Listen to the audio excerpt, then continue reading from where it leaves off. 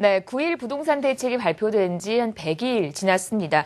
부동산 시장의 바로미터인 서울 강남권을 중심으로 한 재건축 시장 활성화를 통해서 부동산 시장을 견인하자라는 의도인데요. 자, 100일이 지난 현재 성적표는 어떨까요? 김덕조 기자와 함께 얘기를 나눠보도록 하겠습니다. 먼저 9일 대책의 그 핵심을 다시 한번 간단히 좀 살펴볼까요? 네, 가장 큰 것이 재건축, 즉 재정비 규제 합리화입니다. 그림 보면서 같이 얘기하죠. 그리고 이제 청약제도 개편이 있습니다. 이건 이제 주택 공급 방식 개편. 이것은 택지 개발 촉진법 폐지 등 이런 부분들이 있고요. 지금 화면 나옵니다. 또한 이제 LH가 3년간 택지 지정을 중단해라. 그 얘기죠. 3년간 지정을 중단해라. 요것도 있고요. 그다음에 이제 주택 소유자에게도 이제 이 조합원 자격 8호제곱미터 이하입니다. 요것을 준다.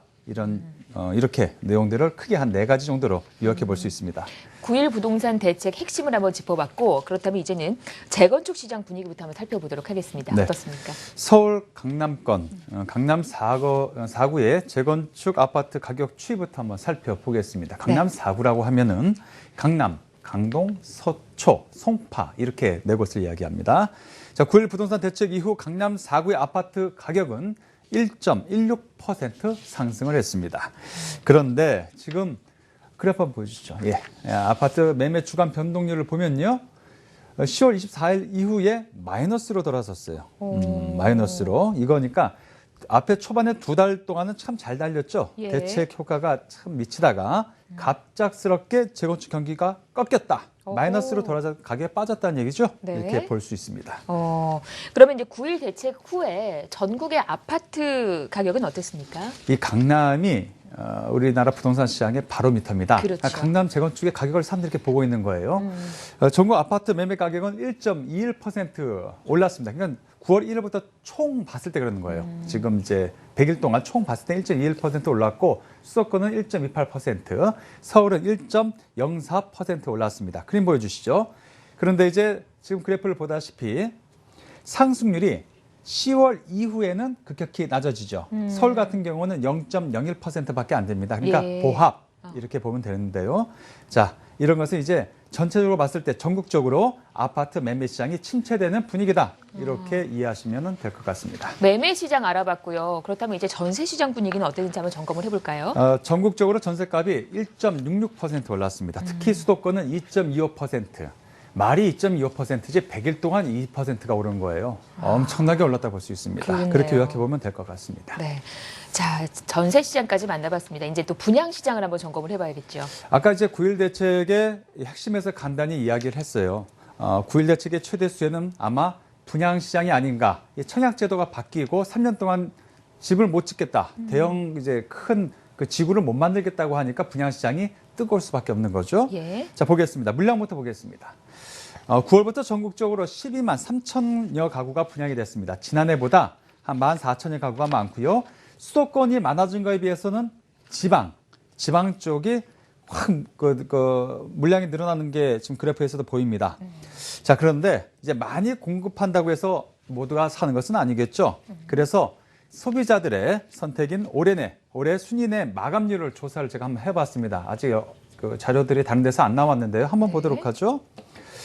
이는 9일 대책 이후에 전국 순위 내 마감률은 요 그래프는 아닌데 69%입니다. 69%. 이는 지난해 45%보다 월등히 높습니다. 69%나 되고요. 그럼 이제 청약 경쟁률 방금 나온 그래프 한번 올려주시죠. 다시 한번 보겠습니다. 네. 자, 청약 경쟁률을 한번 살펴보면요. 올해 일반 분양 물량이 총 179단지였습니다. 서울이 20단지, 수도권이 62단지, 지방이 117단지나 되는데 여기서 전체 순위 경쟁률이 전국이 9.12대 1이나 됩니다. 그러니까 아파트를 살려면 9대 1을 뚫어야 되는 거예요. 올해 상당했죠? 네. 근데 이제 서울이나 수도권보다도 지방이 많았죠. 10.53대 1이나 됩니다. 뭐 대구라든지 부산 이쪽에는 엄청납니다. 이쪽에 그만큼 경쟁률이 치열했다. 이렇게 볼 수 있습니다. 자, 정리해 보면요. 이 매매 시장은 보합, 전세 시장은 더욱 힘들어졌고요. 분양 시장만 올해 활기를 띠었습니다. 이렇게 볼 수 있는데요. 자, 9일 대책 100일을 정리해 보고 있는데 여기서 이제 부동산 전문가 한번 연결해서 지금까지 나온 얘기를 한번 평가를 해보고요. 또 앞으로 또 어떻게 진행이 될런지 한번 들어보도록 하겠습니다. 자, 박합수 KB국민은행 부동산 팀장 연결돼 있습니다. 팀장님 나와 계시죠? 네, 안녕하십니까. 자, 팀장님, 제가 쭉 얘기를 하긴 했는데요. 현 부동산 네. 시장에 대해서 우리 팀장님은 어떻게 평가를 하십니까? 네, 우선 이제 주택 시장의 상승 분위기가 한풀 꺾이면서 보합세를 보이고 있습니다. 부동산 3법 등의 그 국회 통과 지연으로 정부 정책에 대한 신뢰도가 낮아져 있고요. 계절적으로도 가을 이사철이 지나고 이제 겨울 비수기로 접어든 그런 상황도 영향이 있습니다. 한편으로 또 보게 되면 실수요자 위주로 일정 부분 이제 매입을 한 결과 다소 주택 가격이 이제 상승을 했고 그에 따라서 이제 추격 매수에 부담을 갖게 됩니다. 그만큼 이제 관망세를 보이고 있는 것으로 판단이 됩니다. 매매 시장은 뭐 그렇게 그럭저럭 그렇잖아요, 올해. 근데 이제 분양 시장은 또 확 올라왔단 말이에요. 이런 양극화, 네. 이 문제는 없는 겁니까? 네, 이제 매매 시장이 그 보합세를 보이는 반면에 분양 시장은 지금 12월 비수기임에도 열기를 이어가고 있는 상태고요. 12월만 해도 2만 가구 정도가 분양이 된다고 합니다. 이런 분양 시장은 이제 전세입자인 실수요자 위주로 새 아파트에 대한 이제 선호도가 높아졌고요. 또한 이제 분양권 전매 제한 완화 등에 따라서 일부 투자자도 가세한 그런 결과입니다. 사실 이제 매매와 분양 시장의 편차는 당장은 우려할 수준은 아니라고 판단되고요. 좀 더 엄밀하게 얘기하면 분양 시장 내에서도 인기 지역과 비인기 지역의 그런 지역별 양극화도 현재 진행형이라고 할 수 있습니다. 전세 시장을 얘기를 안 해볼 수 없는데요. 우리가 이제 네. 취재를 하다 보면 이제 패러다임이 바뀌었기 때문에 월세 쪽으로 바뀌었기 때문에 어쩔 수 없다 이런 얘기도 하지만 사실상 네. 또 이제 피부로 느끼는 건 그렇지 않지 않습니까? 팀장님 생각 어떠세요?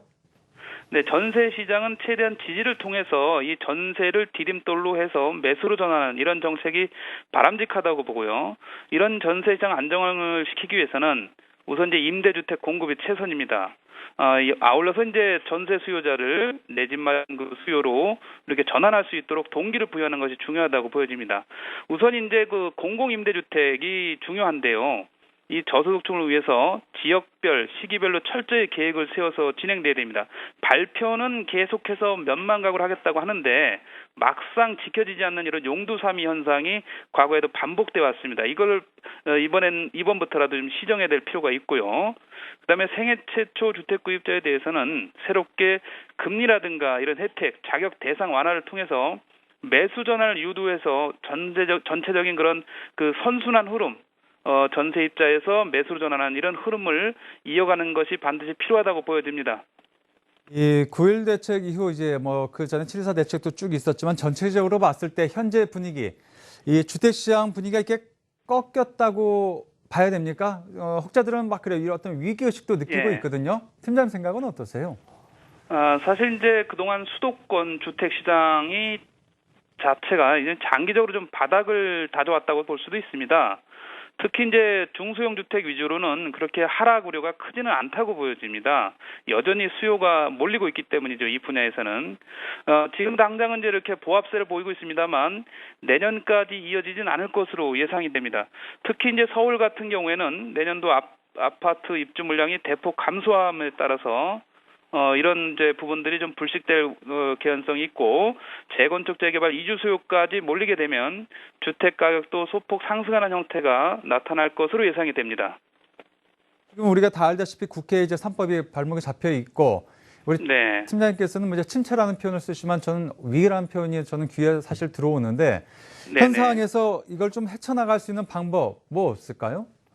네, 우선 이제 정부 정책의 신뢰도를 높여야 합니다. 이 발표된 정책은 특별한 문제가 없는 한 원안대로 조속히 국회를 좀 통과해야 됩니다. 정책은 이제 필요한 시기에 실시되어야 효과가 극대화되기 때문이죠. 그만큼 정책 타이밍이 아주 중요한데 이 부분이 계속 지체되고 있습니다. 그리고 이제 추가적으로 남아있는 부동산 규제에 대한 정상화를 지속적으로 추진해야 됩니다.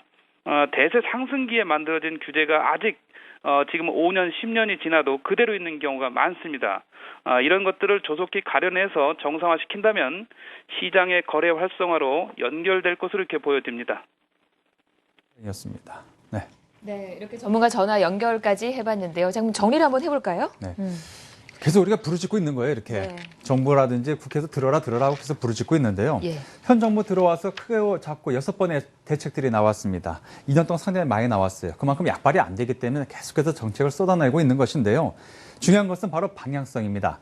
정부에서 활성화를 계속해서 밀어붙인다는 시그널을 계속 시장에다 던져줘야 합니다. 일본은 그 시그널이 왔다 갔다 했어요. 그러다 보니까 부동산 시장이 망가졌단 말이죠. 그러니까 그런 과오를 범하지 않기 위해서는 한 방향 쪽으로 쭉 계속 밀어야 된다. 이런 생각이 하게 되고 그게 상당히 중요합니다. 네. 자, 9일 대책 그 100일을 정리해봤습니다. 김덕조 기자였습니다. 고맙습니다.